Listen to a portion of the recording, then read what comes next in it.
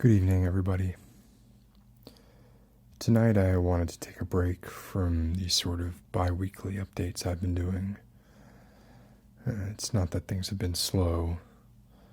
They've actually been pretty hectic because summer. But it's been pretty standard stuff. Probably not a lot going on that would be of interest to you in one of these vlogs. So instead of just kind of telling you about my week, I thought I would take some time to comb through my experiences from the past several years, pick out a few of the more notable patient interactions that I've had, and occasionally do a vlog on one of those, all preserving complete anonymity, of course. I've been keeping a notebook at my bedside, and when I remember one of these stories, and usually it's triggered by something completely tangential, something on TV, something that comes up in conversation, something that I'm reading, I'll write a little note summarizing the case so I won't forget it again. By its nature, it's a bit of a grab bag. Not all these cases are funny or poignant, or even of anything relating to a particular theme. The only thing they have in common, really, is that they were remarkable enough for me to remember them. Remember them with a little bit of prompting. So, got my notepad. I'm going to talk about the first item on my list. The list is currently sitting at about a dozen items, so there's a good amount of material there to mine. But we'll start with the first one and just kind of see how it goes. So, in looking at this note, it's just 3 words, but I feel like it requires a little bit of preamble on a slightly delicate matter, and that is the matter of patient shuffling. A lot of medical professionals across the spectrum are guilty of playing patient hot potato. Most of the time, seniority or lack thereof determines if you're the one that's stuck with a potato. But sometimes it's just a result of luck, bad luck, good luck. And sometimes, even if you could pass the buck, it's just hard to stave off the professional curiosity when you're faced with an unusual situation. Sometimes you just have to know. That drive can be close to insatiable. Now, oftentimes you'll regret that curiosity while things are unfolding, or more likely falling apart. But you are also likely to be glad you went through it once it's over. Because, voila, you've just created an interesting memory. Memory. Many of the memorable moments I have from my job are the result of a hot potato landing in my lap, starting with this first one. It's worth noting this is the first one I remembered. It wasn't the first chronologically. But anyway, the note I have written down here, the 3 trigger words are naked donut lady. So, one more preamble, short one, I promise, before I get to the meat of this. When we have to deal with mental health issues in an emergency setting, frequently protocol is to stabilize until we can get the patient transferred to a psychiatry ward. Sometimes that ward can be in the same hospital, but in the hospital that I've worked at for the last 5 years or so, We're just too small to have a dedicated psychiatry ward. We just have an on-call psychiatrist. So our standing operated procedure is to page the on-call psychiatrist. And once he or she arrives, they take over. And they frequently end up moving the patient to Baltimore State or Sinai, somewhere with a dedicated psych ward. But what that means is, usually there's this period of time, and sometimes it's 15 minutes, sometimes it's an hour, or even more, where we have an unstable patient on our hands that we're not necessarily prepared to deal with. Now, like almost every other specialty, the majority of the cases that we see like this can be covered by a very short list of presenting circumstances.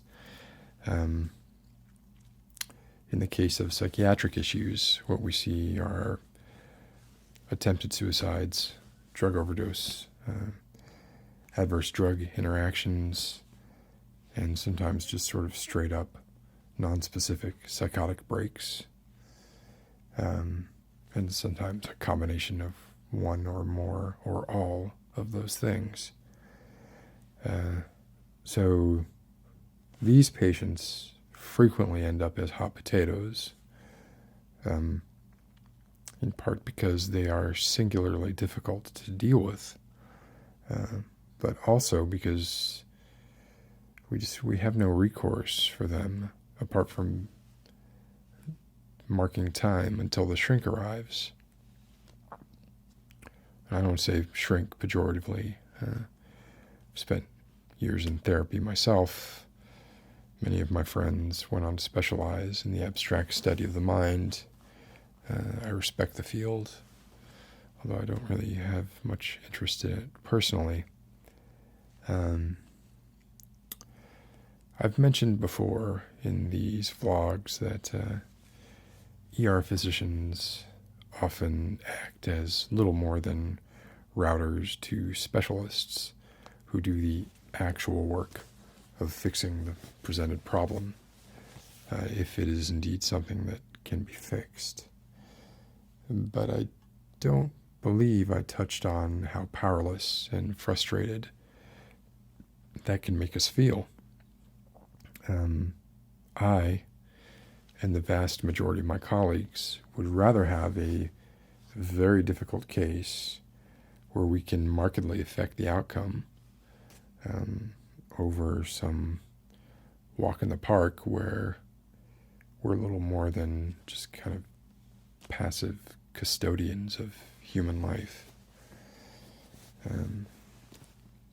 So it's enough with the backstory and the preamble. To get back to Naked Doughnut Lady. So Naked Doughnut Lady appeared during a late night shift, which is when almost all the over-the-edge stuff happens. And she initially presented as fairly normal. She was a woman in her late 30s, and she was complaining of severe cramps in her abdomen, a tummy ache. No, she was triaged, and she had no fever. So that sort of thing gets you sent to the back of the line. She was looking at least an hour, probably more like 2, in the waiting room before she was getting a look in behind the curtain. No fever means it wasn't appendicitis. She wasn't pregnant, and honestly, she just wasn't in that much distress, as I recall. So after about 15 minutes of waiting in the waiting room without incident, our 30-something went into the waiting room bathroom, and then she did not come out for over an hour. Eventually other patients complained. So staff went to the bathroom door, addressed her through it, and she refused to come out for quite a bit. She was being very defensive. Eventually our orderlies let her know that if she didn't come out, we'd be forced to break the door down. And that seemed like was enough to stir her. She came out about a minute later, but as you may have already guessed, she did so completely naked. And she walked back to her seat in the waiting room and sat down as if everything was all quite normal. The orderlies went into the bathroom, and what they found was that she had jammed her clothes into the toilet. She had left the faucets on the sink completely open, and the sink was overflowing. The floor was flooded because she had pulled out all the hand towels from the dispenser, and she had stuffed them into the sink. So the sink stuffed with paper towels, toilet stuffed with her clothes. And it was around this time that I got the potato. I was tasked with speaking to her, which I did. I informed her that she needed to put on clothes and that we would provide a gown for her to wear. You know, the standard hospital gown, which isn't in truth, much different from not wearing anything at all, especially in the back. She told me that she wasn't going to put on a lick of clothing until she got a pink frosted donut. So I asked her why. And when I asked her why, she looked at me like I was the dumbest person on the planet. And at that point, any doubts that I had about this being a psychiatric issue were erased. So I talked to the nurse, asked her to get in touch with the on-call psychiatrist. But in the meantime, like I said before, that could easily be an hour. We had a waiting room full of patients. And one of them in particular was making everybody else extremely uncomfortable. Now you might think that the course of action in a situation like this is clear. Immediately restrain the patient, sedate them, and cart them off to a private room. These are all things you might see done on TV. I don't want to give the wrong impression. That kind of thing certainly does happen, especially if there's an immediate threat involved. But hospital-patient relationships are complicated, and the law about patient consent is delicate. If there's any way to avoid exposing the hospital or the doctor or the nurse to any kind of liability, that could result from something as simple as a bruise received while restraining the patient, it's incumbent upon us to try and pursue a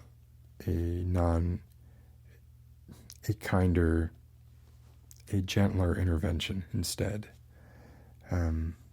So luckily, at that time, there was a donut shop not far from the hospital.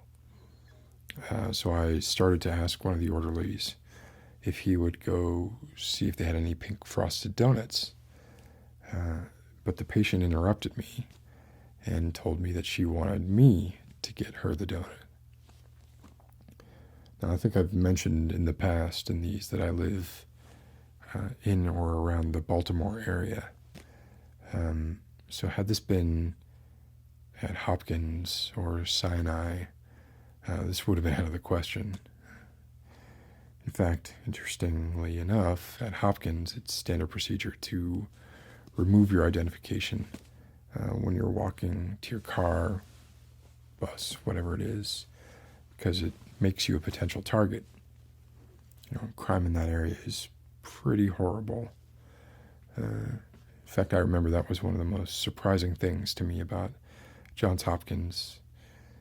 For those of you who have never been there, constantly rated the #1 hospital in the United States, often top few in the world. They have a few satellite campuses, but their main campus is in the middle of one of the most dangerous neighborhoods in Baltimore, which easily translates to one of the most dangerous neighborhoods in the United States. So Sinai isn't much better, but as it happened, the hospital I'm currently at is more gentrified. Whether that's a good or a bad thing is certainly debatable.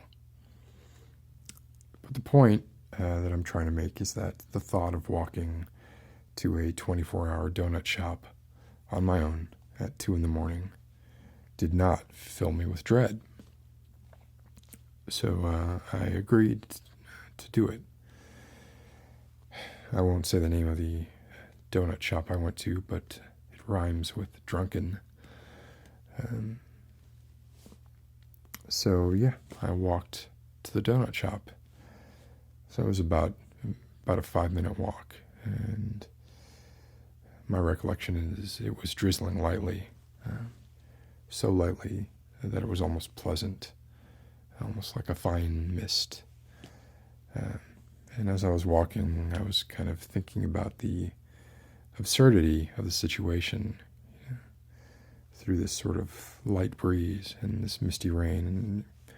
And to be honest with you, I found it to be a nice break from the constant hospital smells of sanitizers, disinfectants, the sort of things that singe the hair off your sinus cavities and eventually drown out your ability to sense subtle scents. Sense subtle scents. It's a bit of a tongue twister. So I walk into the donut shop, and since this is a Saturday night / Sunday morning, there's a line to get donuts even at 2 a.m.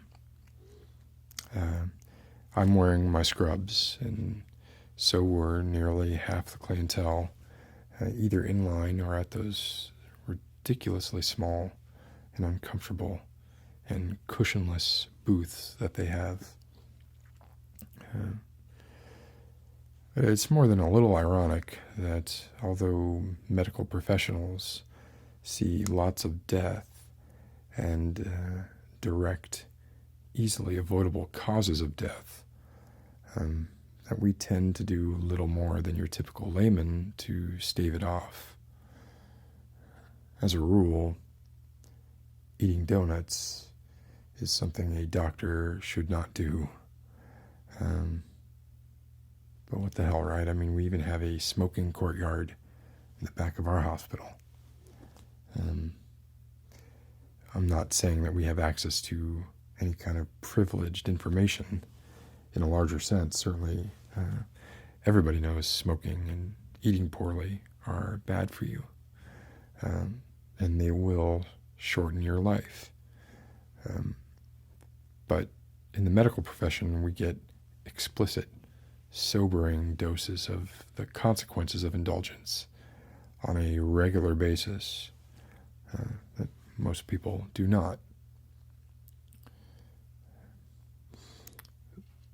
There's no paradigm under which we can claim ignorance in the face of what we do.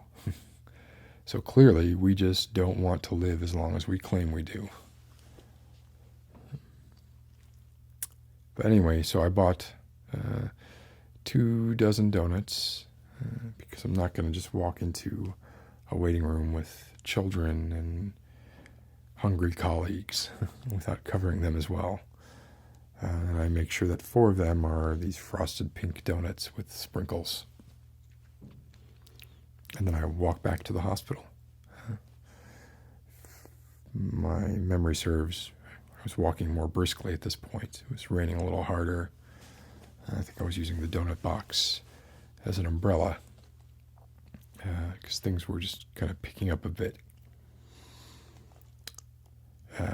Once I got back inside, assessed the situation, I realized there might as well have been a police line around the woman.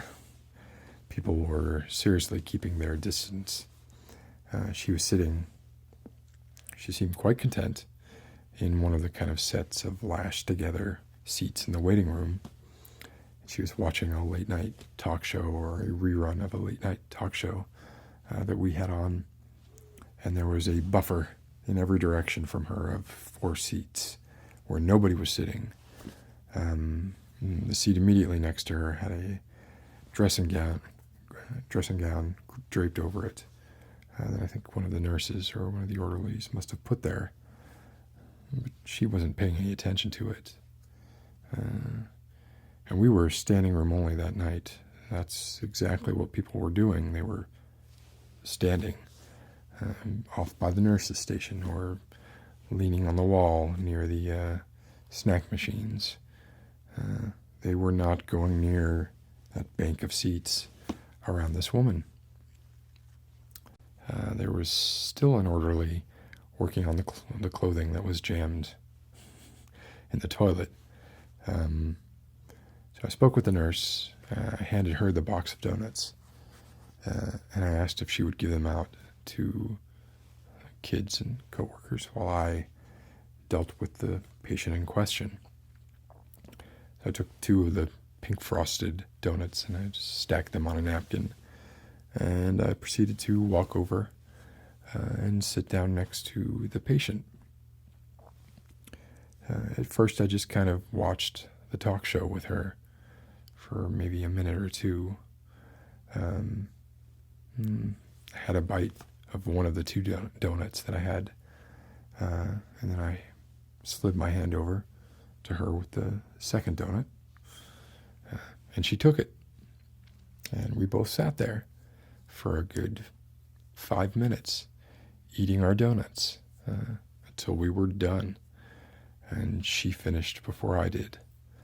And then she kind of watched me until I caught up with her.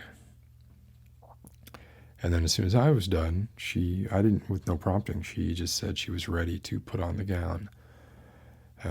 So I got the gown off the back of the chair, and I helped her put it on. As it barely fit. And we walked together, without even an orderly, to an exam room. There's no further incident. We ended up giving her an IV, some Ativan, but I don't think that was necessary. She was being good to her word. She just wanted that donut. The on-call psychiatrist arrived about a half hour later, and 10 minutes after that, she was gone. I followed up out of curiosity the next day, and I found out she had been diagnosed with schizophrenia. Apparently, it was not the first time she decided clothing was a thing that other people wore. For a while, less now, but certainly at first, I wondered if and when I would see her again. It's been years now, and she has not returned. But what she did there was typically a pattern type of behavior. If she does ever show up again, I hope her tastes have changed, because the donut shop is gone, and it was replaced several months ago now with a dry cleaners. So at least we have a way to deal with her clothes if she stuffs them in the toilet again. So yeah, that's the story of the naked donut lady. It was certainly interesting to me when it was going on, and we'll see if I keep up with this particular format, going off keywords in a notebook. Most likely I'll alternate depending on what comes to mind, patient theme, that kind of thing.